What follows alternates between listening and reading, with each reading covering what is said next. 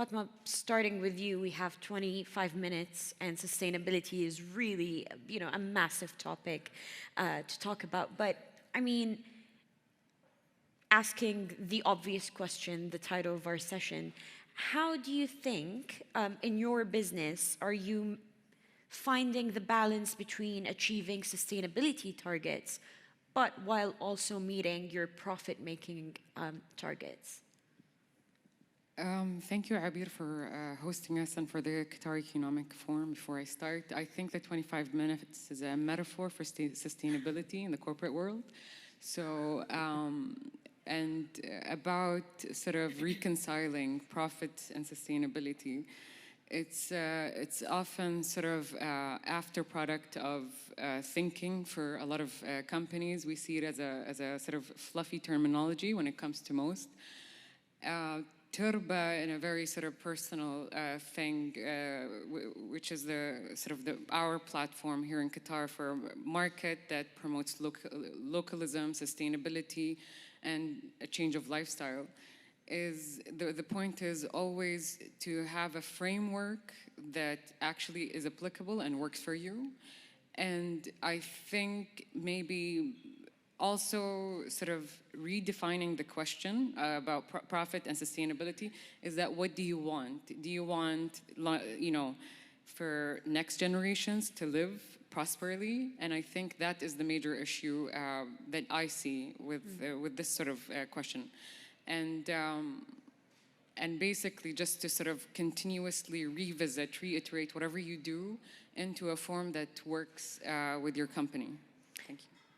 Right, but also sticking with you, and I know we spoke last week, and you had some pretty intriguing ideas about how companies, both companies and governments, think about climate change.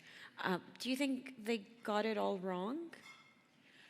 There was, I think when I spoke to you, I was very deeply sort of in thought about climate change, which I had the chance to sort of talk in the last week with a few PhD students in different Ivy Leagues in the States just now. I mean, literally 2 days ago. The concept is that climate change comes as an outcome of atmospheric issues and puts fossil fuel producers in the sort of antagonizing persona that they're at fault, where everyone should have their own sort of agency when it comes to sustainability. So looking at climate change, it's atmospheric, CO2 emission, greenhouses. What if someone said, no, it's actually not just that, it's Earth. You're damaging the Earth, sea, and concurrently. So changing the narrative from a non-politicized narrative to something that is commonly understood, where we're exhausting the Earth's finite resources. We need to have new ways, change the narrative, have a new framework. I think that this is where I'm at, Abeer. And moving to you and what you're trying to do, also when we spoke, you mentioned that your motto is actually green up and making what's not green yet greener.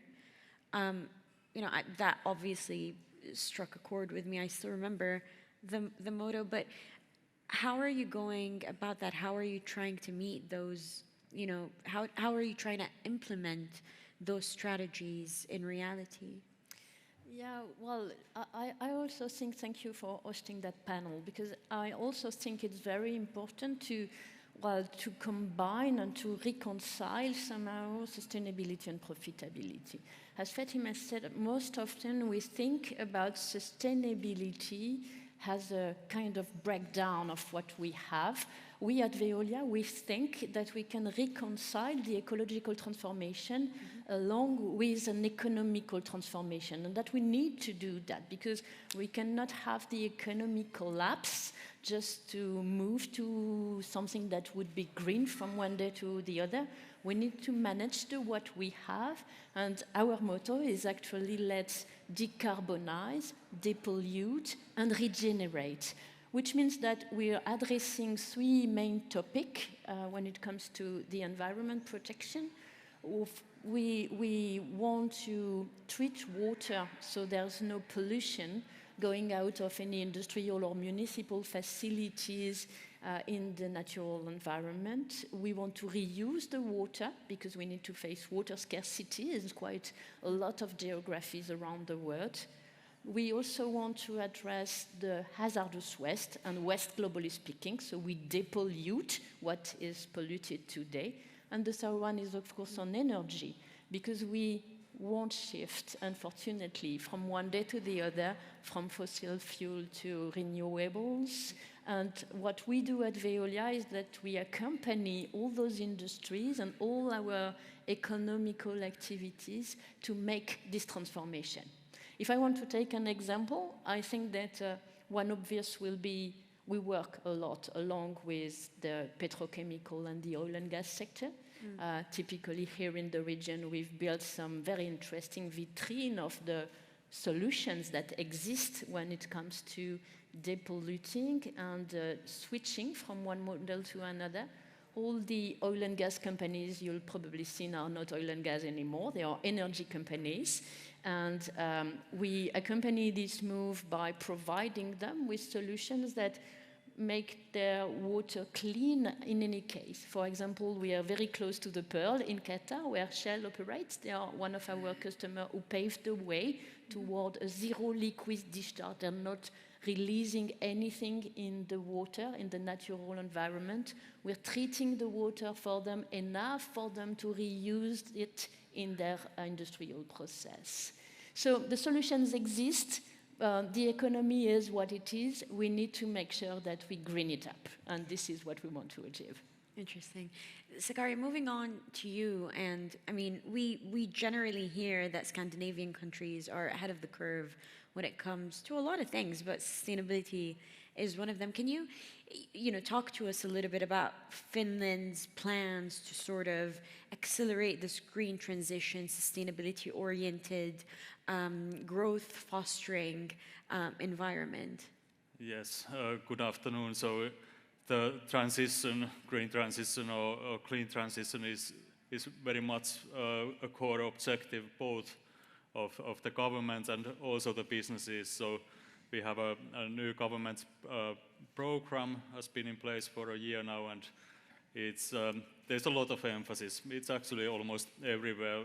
Let's say that if we, for instance, look at the research, development and innovation sector, we plan to increase our R&D spending up to 4% of GDP by 2030, which places us probably at the highest level in the world. And that R&D is one way or another connected all to this transition.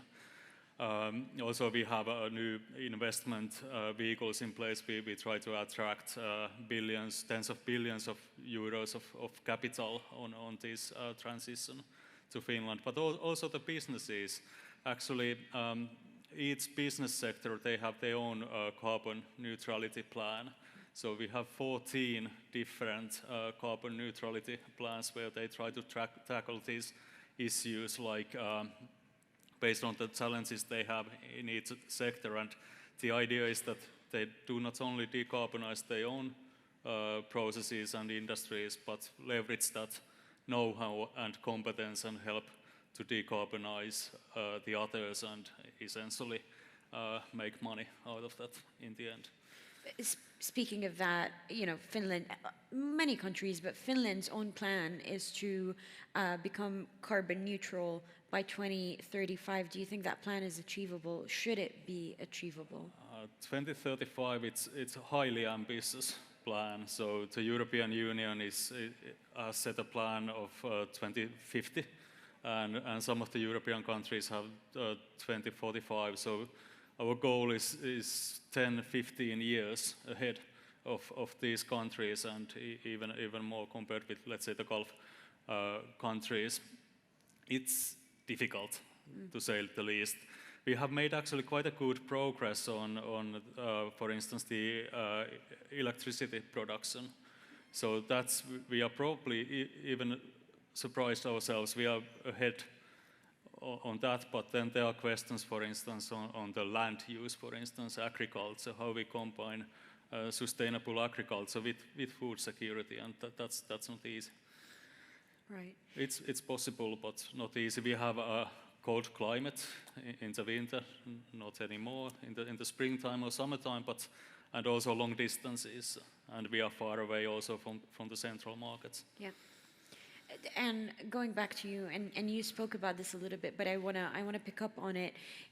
You have ideas about setting the barometer for ecological transformation based on regions. I'm just intrigued by that idea. Can you talk to us a little bit about what that means and how it can be implemented? Yes, this is an initiative that we launched for the first time in 2022. The Ecological Transformation Barometer is actually an interview of thousands of people, citizens, any kind of citizens around the world.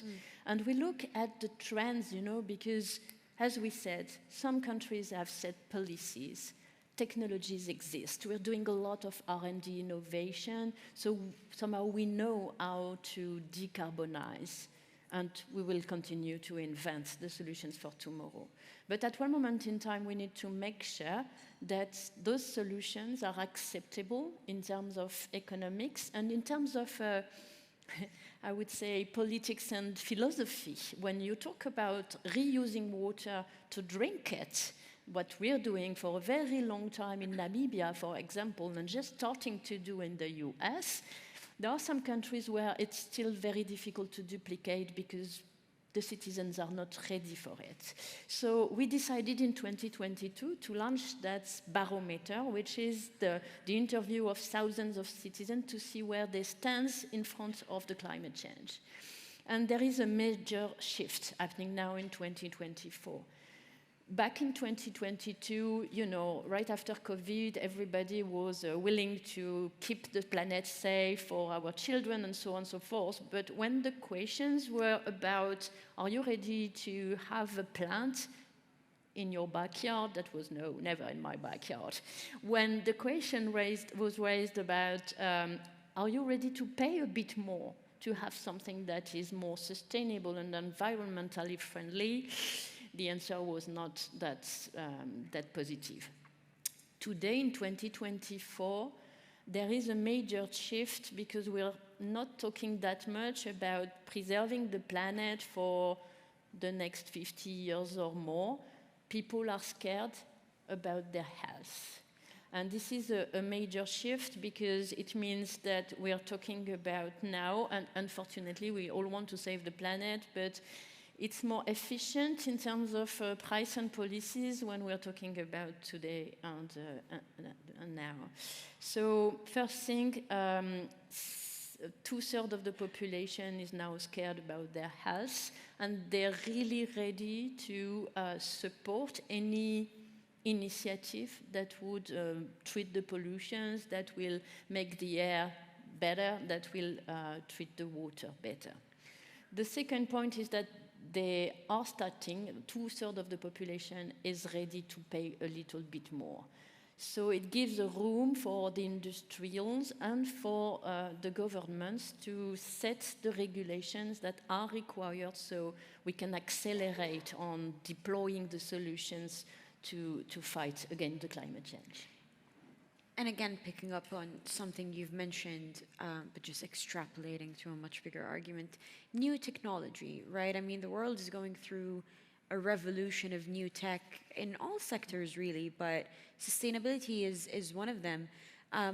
How can new tech help you accelerate this push towards, faster, more, a more sustainable sort of society? 2/3 of the solutions exist, technologically speaking. I mean, we know how to treat water, we know how to measure all kind of pollutants, even the tiniest one. We know how to clean the air, we know how to build renewable energy plants. Our first priority should be to deploy and duplicate. Then R&D is key, and you're right, there are plenty of startups working, so we also need to make sure that they find their ways into our economics, and to find your way, you need to make sure that your stakeholders, all your stakeholders are ready for what you're going to invent. So we at Veolia, we work intensively on R&D. We agreed with our new strategic plan, Green Up, to invest 4 billion by 2027 in R&D and new technologies, not only for water, also for energy and waste management. That's absolutely key that we continue to explore, but we are also accompanying startups in their way forward. And my next question is, and I would like everyone's take on it, about ESG metrics, right? I mean, ESG has been there. It's, you know, it's something that has existed for a long time, but has become popularized over the past, I want to say 5-6 years. Fatma, in what you do you think the current usage of ESG metrics is appropriate? What would you do to sort of make it better? I mean, when someone talks to me about carbon credits, I cringe. I don't know what it means. I do know what it means, but it's full of BS. It doesn't do anything, and it takes away the guiltiness of big corporations. On the other hand, also when you talk about to different industries, ESG means different things. But across all perhaps industries, I think there's a theory called the litter bucket theory that corporates would say, okay, for example, Coca-Cola might say, yeah, of course I'm the #1 polluter, but you guys don't throw anything in the bin. And it's your fault. No. You have to reinvent this whole ESG framework so that everyone becomes an accomplice, not just Coca-Cola, not just me, everyone else. Right. So I think moving into a sort of more practical way where it's not just due diligence at the end of the year is very important. Anne, what do you think? Yeah, well, we are doing a lot in terms of, saving on scope 1 and 2, and I was glad to see that quite a lot of industrials are actually committed. I also think that it's absolutely key to have a proper ESG program so you can measure what you do. We at Veolia, we've set in 2017 our multifaceted performance plan, which means that we have an extra financial way of measuring things. We don't want to just deploy solution and think it works. We want to measure our impact on how much CO2 we've avoided, how much water we saved, how much water we've reused, and so on. So our megawatts we've produced in terms of renewable energies. So we're now advocating for something on top of the scope 1, 2, 3. We're advocating for a scope 4 because our job is actually to take the carbon from the industrial and make sure that we reduce their emission. And this is nowhere in scope 1, 2, 3. I mean, the industrial at the end will reduce its scope 1 or 2, but we are growing in terms of carbon emission because we're taking on our back the responsibility of the others while committing to decrease it. So we're advocating for a scope 4, which would measure how much we've done for our customers in terms of avoiding emissions. And of course, because this is my job, I also think that it's urgent that we set targets on water. Cubic meter of water saved, cubic meter of water reused, and that we make it an objective, because I agree that if no one is accountable at the end of the day, nothing will happen. Sakari, what do you think about the appropriateness of ESG current usage of ESG metrics? Yeah, ESG has been criticized heavily, and I think to a great extent, rightly so, but the objective is good, and it's in its current form, it's hard to follow. We have these different regimes, and we need certainly transparency, and we need comparability there.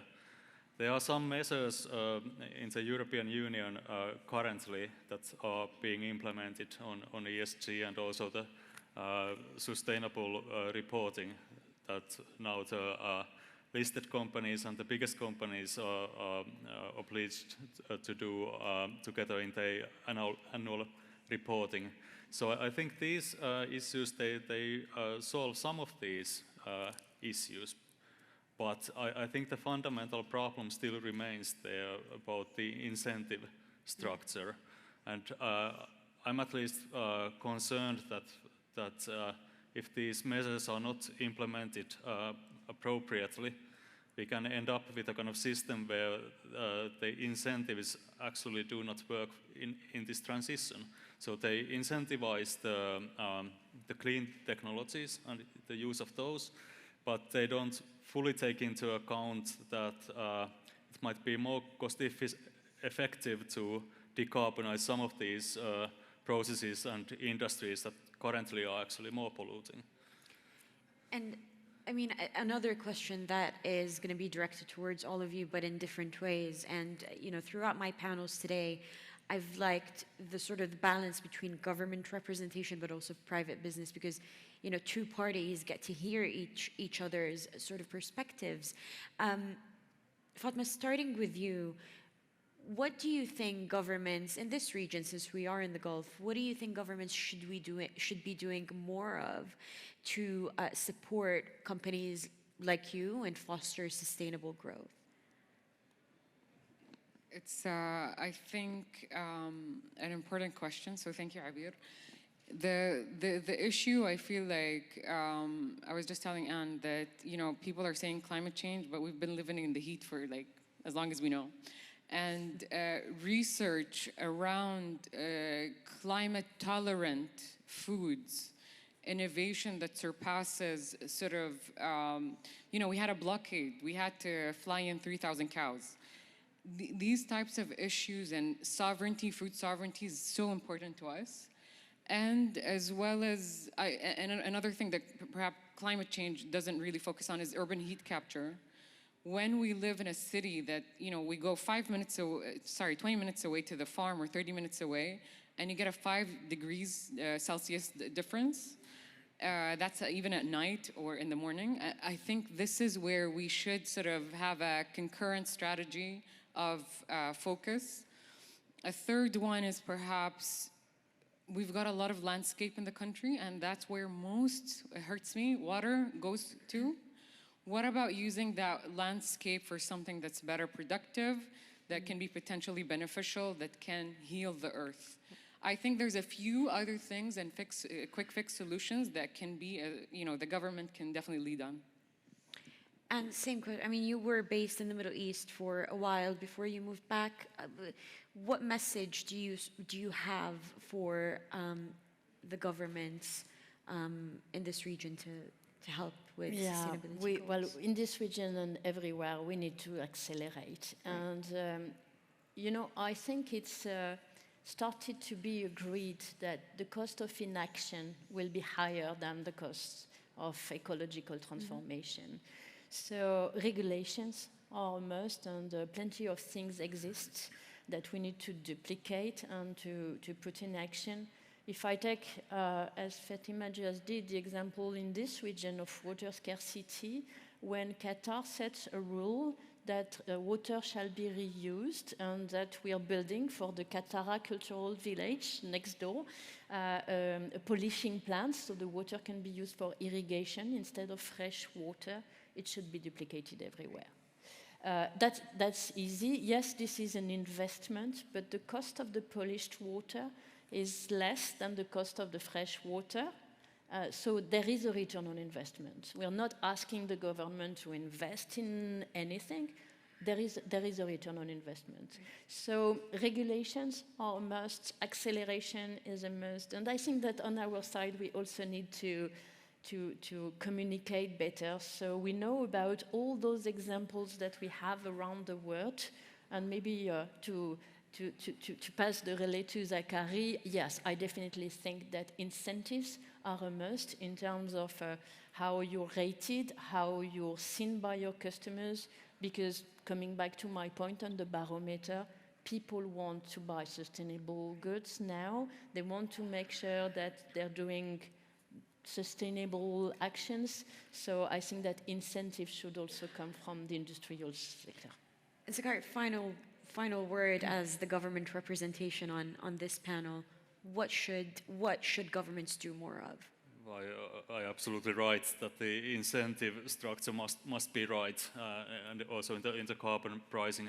But at the same time, we need to take into account that the process needs to be fair. I mean, we have the inflation pressures. The purchasing power of the people is a concern, for instance, in Finland with the rising interest rate levels. Then we need radical innovation. We need to have more nuclear power, I think, baseload power, and so on. So there are a lot of things to do, and also kind of, even though we don't want to sort of have probably too rigid regulation, but we need to have flexibility and some kind of guidelines that govern the process. Right.